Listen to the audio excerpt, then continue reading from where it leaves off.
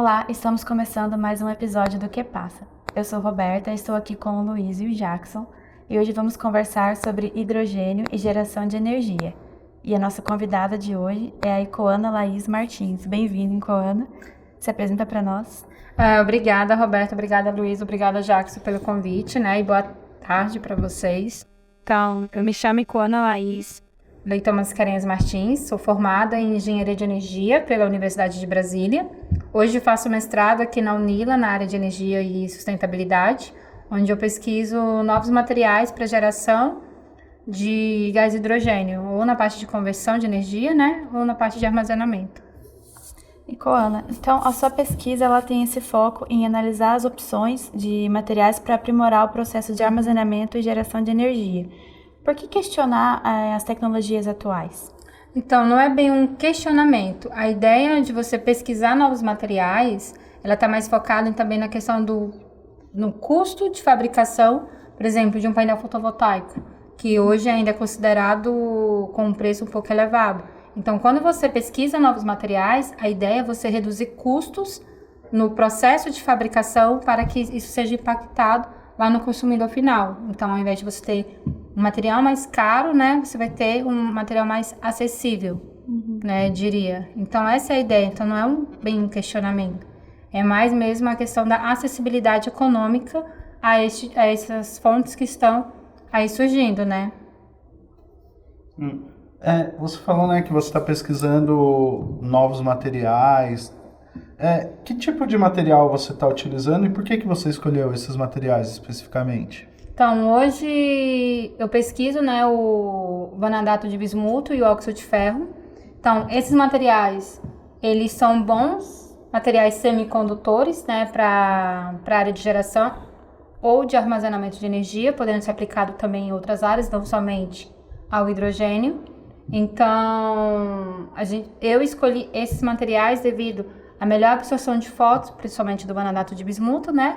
E do óxido de ferro também por ser o material que tem em maior quantidade. Quando ele combinado com o vanadato de bismuto, ele consegue aumentar a condutividade elétrica e até mesmo a geração de gás hidrogênio quando você une os dois materiais. Então, é mais mesmo por uma questão de disponibilidade e melhoramento de geração de energia. E para quais tipos de fontes de energia esses materiais analisados podem ser aplicados? Então, hoje o vanadato de bismuto e o óxido de ferro, eles podem ser aplicados tanto para a geração de gás hidrogênio, quanto também para dispositivos de energia solar. O bismuto, ele não somente o vanadato, né, mas ele tem uma variedade de aplicações que ele pode sim ser utilizado como talvez até um promissor substituto para o silício, que é o que se tem hoje dentro dos painéis fotovoltaicos, de modo a baratear essas fontes que já existem. E como que esses materiais podem contribuir para a geração de gás hidrogênio? Então, esses materiais, hoje se adequam porque assim, você prepara materiais de eletrodos, né, onde eles são submetidos ali a uma fonte, no caso, eu tento produzir em laboratório eletrodos que, sensibilizados a uma fonte luminosa, possam gerar o gás hidrogênio. Então, a ideia desses materiais é que ele possam ser utilizados na fabricação de eletrodos, de modo a gerar gás hidrogênio mais econômico, mais barato do que comparado com outros tipos de materiais. E, além do mais, também ser aplicado futuramente ou no eletrolisador ou até mesmo numa célula combustível para analisar essa questão da viabilidade econômica.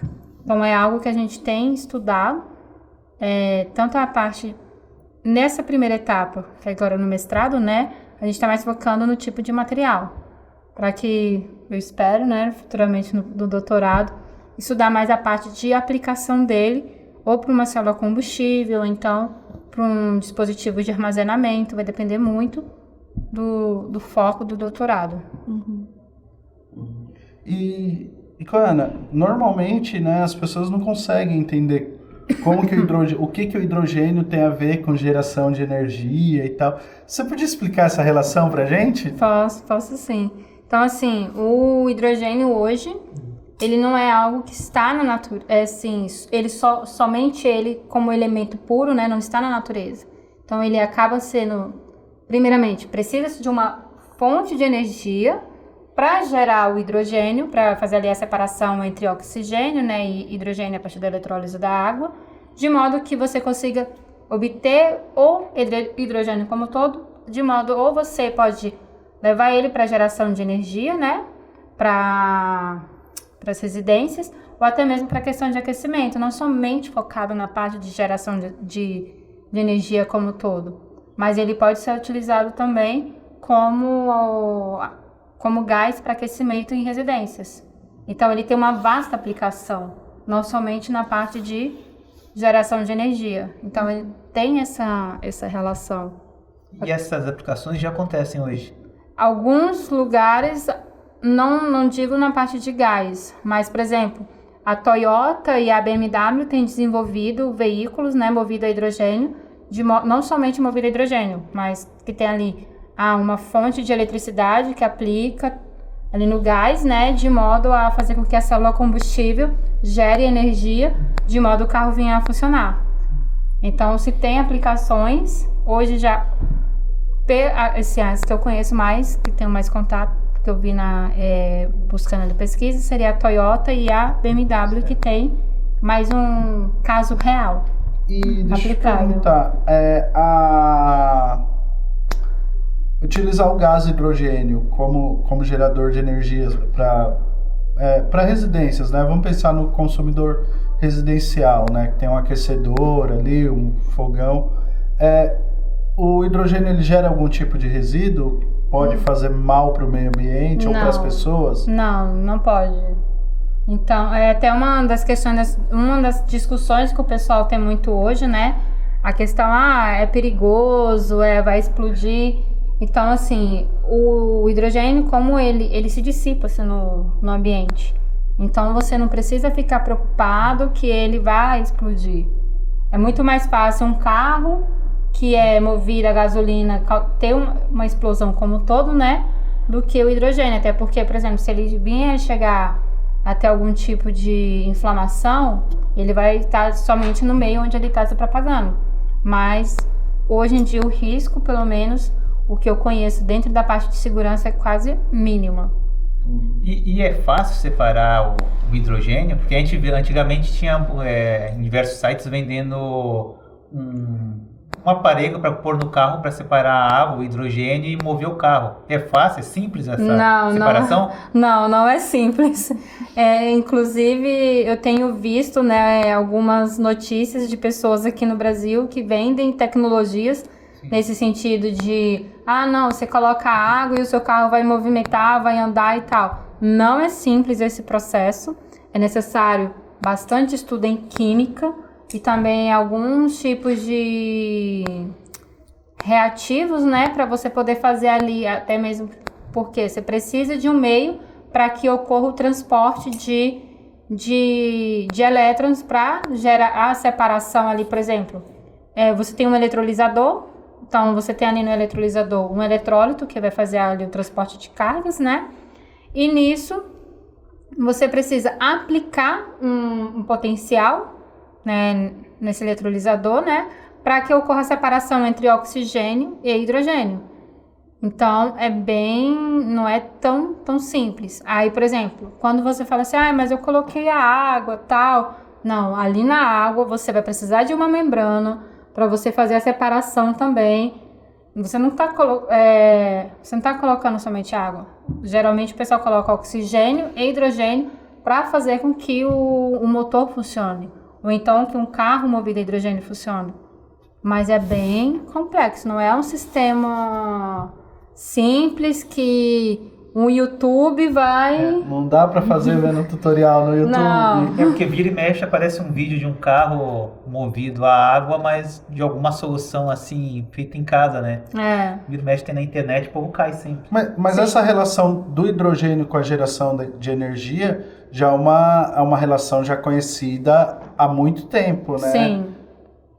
Pelo menos, assim, dentro da minha área, né, de pesquisa que eu tenho visto, já é uma relação bem A primeira vez que foi feita essa relação foi em 1972. Kudo e Tido, era um casal que faziam pesquisas, né, com vários materiais, tentavam ver, vamos ver para que isso serve. E acabaram que eles observaram no estudo que eles desenvolveram, né, ali eles utilizaram o dióxido de titânio como material semicondutor, não foi o bismuto ou o ferro como eu tenho utilizado, para fazer essa separação da molécula. E nisso eles observaram, nossa, é possível fazer essa separação da molécula e utilizar o hidrogênio para converter um processo de energia. Então, desde 72, se eu não me engano a data ao certo, seria isso. Então, se tem pesquisado de modo que a tecnologia ela venha baratear, que hoje ainda é caro. E está desenvolvendo essas pesquisas na prática para o grande público? Para o grande público, até o momento, a gente tem pouquíssimas coisas aplicáveis de fato. Porque não há interesse ou porque não encontraram uma solução ainda? É porque ainda não se encontrou uma solução acessível a todos. Então, assim, hoje a gente tem mais, por exemplo, veículos movidos a hidrogênio que estão sendo mais analisados. Aí tem a questão também do armazenamento. Como que a gente vai armazenar esse hidrogênio? Não é simplesmente gerar, mas também tem a preocupação como que a gente vai armazenar de modo a aplicar ele. Por exemplo, a Toyota, ela desenvolveu já 2 modelos de carros, de modo que no primeiro carro se tinha uma autonomia de 300 km, baseado na quantidade de cilindros que se tem ali disposto para a geração do hidrogênio. Não sei se vocês conhecem o veículo que é movido a gás natural que o pessoal tem no Rio de Janeiro. Uhum. Então, seria mais ou menos um cilindro daquele, só que no GNV ele geralmente coloca-se no porta-mala, né? Só que o hidrogênio não é que nem o GNV que você vai lá e consegue fazer uma adaptação. Você também tem a questão do peso, que acaba pesando aquele cilindro no seu veículo. Então, isso eles acabam fazendo o quê? Desenvolvendo até mesmo uma tecnologia, uma carroceria adequada para esse tipo. Então, a Toyota, na primeira versão do Mirai, eles acabaram implementando 2 cilindros na produção, enquanto hoje eles já estão implementando 3, para poder aumentar a autonomia do veículo. E já a BMW, desde 2007, eles vêm pesquisando como criar não somente um carro que possa ser abastecido a hidrogênio, mas que ele também tenha uma melhor autonomia e que seja leve. Então, eles estão desenvolvendo tanto a parte de carroceria quanto a parte de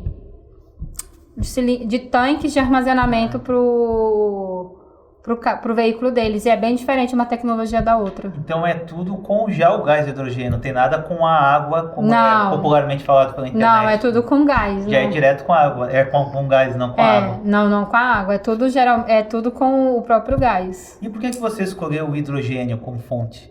Então, eu quando comecei a minha pesquisa, né, eu vim para a Unila para dar continuidade na pesquisa de materiais que eu fazia na área de energia solar. Desde 2014, eu vinha pesquisando novos materiais para substituição do silício para painéis solares. E nisso eu acabei vindo fazer o mestrado aqui na Unila e conheci os meus orientadores, né, que é o professor Márcio e a professora Janine, onde o professor Márcio ele trabalha com a parte de energia solar e a professora Janine trabalha com a parte do hidrogênio. Então, acabou que, depois de um tempo, o professor, vamos mudar um pouco o foco da pesquisa? Aí eu falei, nossa, não, vamos.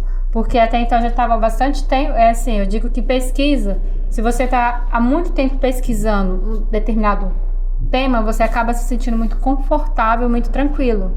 E isso acaba não despertando mais tanto interesse. Então, nisso, quando eles propuseram, vamos mudar um pouco o tema, nossa, eu gostei. E como a professora Janine, ela trabalha na parte do hidrogênio, então, meio que sugeriu também um pouquinho, assim, essa parte, e eu gostei da ideia, então, vamos. Só que na época quando eu comecei o mestrado, eu não fazia muito a noção da importância do hidrogênio como ele está sendo tratado hoje. Então, assim, ao longo da pesquisa foi que eu fui percebendo a importância de se pesquisar o hidrogênio como tecnologia, né? Como vetor energético, de modo que ele possa ser implementado. Então, acabou que foi algo... Por isso que ou hidrogênio. Foi a partir de uma sugestão da própria orientação de mestrado. E como que você realiza os testes para saber se há ou não a geração de gás hidrogênio? Então, hoje a gente tem lá no laboratório um equipamento que é um potenciostato, onde a gente aplica, né, nos nossos filmes, nos nossos eletrodos, uma tensão, e com essa tensão a gente obtém uma densidade de corrente. Então, para saber se obteve ou não, né, a gente observa o hidrogênio, o valor do padrão, né, do potencial padrão para a geração de hidrogênio, que é de 1,23, e a gente observa ali a densidade de corrente. Se no ponto de 1,23 você tem um valor para a densidade de corrente, quando você tem aplicado ali uma fonte luminosa, significa que você teve uma geração de hidrogênio. Agora, se você pega essa mesma análise e observa esse mesmo ponto e não tem resposta nenhuma, significa que não houve geração de hidrogênio. Mas vai muito mais pela questão de análise gráfica, aqui com o equipamento que a gente tem aqui na Unila. E esse dispositivo foi você mesmo que construiu? Então, o equipamento, que é um potenciostato, ele foi adquirido pela própria universidade. Eu só preparo o filme, de modo que eu monto uma célula eletroquímica para poder analisar o potenciostato. A única coisa que a gente fez, foi feito o desenho, foi a célula de análise eletroquímica mesmo, que é para poder dar uma melhor estabilidade para os eletrodos, de modo que quando você gera o potencial, né, não ocorra uma interferência ou então não gere algum resultado meio que duvidoso. Então, quando você tem uma melhor estabilidade do material, é bem melhor. Não, é que a gente estava conversando antes, você estava falando da célula e você contou pra gente que não foi só o seu laboratório que trabalhou na produção dessa célula, né? Não. Eu queria que você contasse pra gente de novo a história de que o pessoal da impressão em 3D ajudou, o pessoal do outro curso ajudou. Sim, então assim, quando foi pra montar ali a célula, né? Então eu percebi, nossa, eu preciso de ajuda. Então o que aconteceu? Primeiramente eu tive que ver, né? Até uma dica que os professores deram, tem que ser, para você colocar a solução, você não pode colocar no material que absorva a radiação, né? Tem que passar diretamente para incidir a fonte luminosa no eletrodo. Então, foi o que fiz, peguei um vidro de extrato de tomate, que minha mãe usava mais, aí entrei em contato com o pessoal, com o Wagner, que ele é um técnico aqui do laboratório, né? Porque a Unila, ela dispõe de um equipamento para cortar vidro. Então, fomos lá, medimos o vidro, ele veio, cortou o vidro para mim. E a tampinha, que é para fechar a célula, né? Foi feita pelo pessoal da impressora 3D, da própria Unila. Então, foi meio que uma colaboração da própria universidade para poder também criar um melhor dispositivo para testar o eletrodo para geração de gás de hidrogênio. E é bem interessante que eles utilizaram um material que eu não conhecia, que é meio que um emborrachado. Então acaba que fixa bem. Então, até mesmo na hora da gente testar, então não ocorre o caso, por exemplo, do hidrogênio vazar ou sair ou prejudicar mesmo ali a análise, acaba ficando preso. Então, eu achei bem interessante. Essa é a integração da Unila, né? Aí é que a gente vê a integração. E deixa eu te perguntar outra coisa, Icana. Você acha que, com a conclusão da sua pesquisa, esses materiais vão reduzir o custo da energia, né? Porque o custo da energia é um dos grandes motivos da nossa crise energética, né? Então, não somente os meus materiais, mas eu acredito que a longo prazo, né, ela possa sim contribuir efetivamente, não somente a minha pesquisa, mas também outros componentes que utilizem gás hidrogênio de modo a reduzir o custo da energia. Então, isso pode contribuir porque você vai ter um outro recurso para geração de energia, entendeu? Então, isso acaba contribuindo sim. Você falou da questão das placas solares, né? E trocar, né, pelo hidrogênio, a eficiência seria a mesma? Não pelo hidrogênio, mas para trocar por outros materiais semicondutores. Ah, sim. Que seria, por exemplo, um titanato de cálcio, um dióxido de titânio. Hoje em dia, na questão das placas solares, se estuda muito essa questão da eficiência. O silício, até o momento, pelo menos, nas últimas lidas que eu vi, ele ainda era o que se tinha melhor eficiência. Por isso que ele ainda não é tão substituível. Porque você precisa encontrar um material semicondutor que tenha a mesma eficiência ou até uma melhor eficiência, de modo a substituir ele nas placas solares. Aí você falou algumas coisas que você passou aqui pela Unila já. E por que você escolheu aqui a universidade? Então, quando eu estava terminando, né, a minha graduação lá na UNB, eu fui pesquisar programas de graduação que pudessem dar continuidade na minha área de formação. Eu sou formada em engenharia de energia e como eu já pesquisava materiais para a área, eu falei, nossa, vou pesquisar programas que se enquadrem com o que eu pesquiso, pelo menos. Só que se você pega, por exemplo, a minha área que eu pesquiso, se você pega e vai pesquisar programas, você só encontra programa na área de química, na área de física, na área de ciência dos materiais. E, por exemplo, se você falar, mas eu não queria essas áreas, eu queria algo que falasse assim, não, fiz energia, mas também dei continuidade na área de energia. E a Unila é o único programa que eu conheço até o momento que tem essa temática voltada para a questão de energia e sustentabilidade, que é o que o pessoal no mercado de trabalho atualmente procura. Porque hoje o pessoal não quer somente um profissional que compreenda a energia, mas ele quer um profissional que compreenda também a questão da sustentabilidade, que tenha como é que fala? Um viés mais interdisciplinar. Entendeu? E nisso aconteceu o quê? O meu orientador, ele era alguém que eu já pesquisava na literatura. Então, acabou de coincidir também da pessoa que eu tinha como referência nas minhas pesquisas tá aqui na Unila. Então, acabou que foi uma das questões. Ele até perguntou, mas por que você não foi para a Unicamp? Eu falei, não, professor, porque o senhor tá na Unila, não tá na Unicamp. Mas é bem interessante. E que recomendação você daria para quem está iniciando na área da pesquisa? Então, uma recomendação que eu dou é não desanimar. Porque assim, gente, todos os dias a gente vai pro laboratório ou a gente fica triste porque não deu certo, mas o importante é não desanimar, porque uma hora dá certo. Por exemplo, o meu material mesmo, eu levei 1 ano para que ele saísse na estrutura que eu queria, do modo como, não como eu queria, né, mas o que é recomendável pela literatura.